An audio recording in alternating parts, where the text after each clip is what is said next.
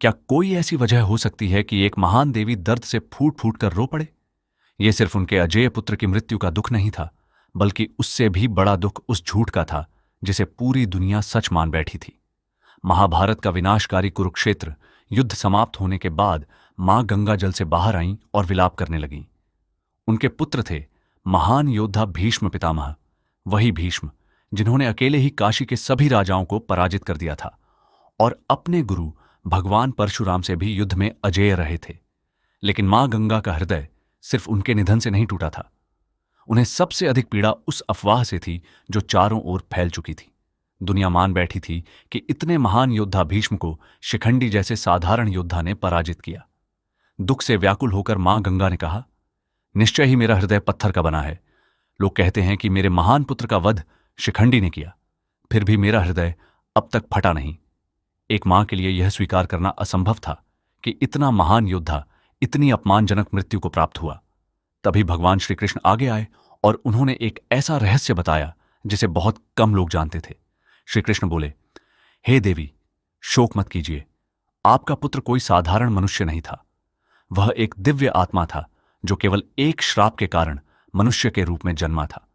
और एक बात अच्छी तरह जान लीजिए, भीष्म को शिखंडी ने नहीं बल्कि महान धनुर्धर अर्जुन ने पराजित किया था।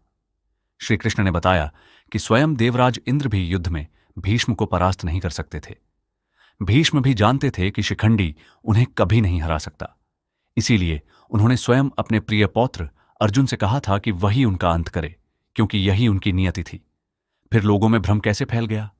दरअसल अर्जुन अपने पितामह से बहुत प्रेम करते थे। वे उन पर प्रहार करने में भी हिचक रहे थे और दुनिया के सामने उनके वध का श्रेय भी नहीं लेना चाहते थे। इसी कारण लोगों को लगा कि भीष्म का वध शिखंडी ने किया। लेकिन प्राचीन भविष्यवाणी पहले ही कह चुकी थी कि भगवान नर के अवतार अर्जुन ही भीष्म के अंत का कारण बनेंगे। जब मां गंगा ने भगवान श्री कृष्ण से पूरी सच्चाई सुनी तो उनका दुख शांत हो गया।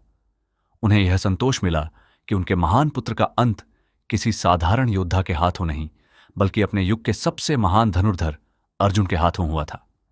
इस कहानी से हमें क्या सीख मिलती है?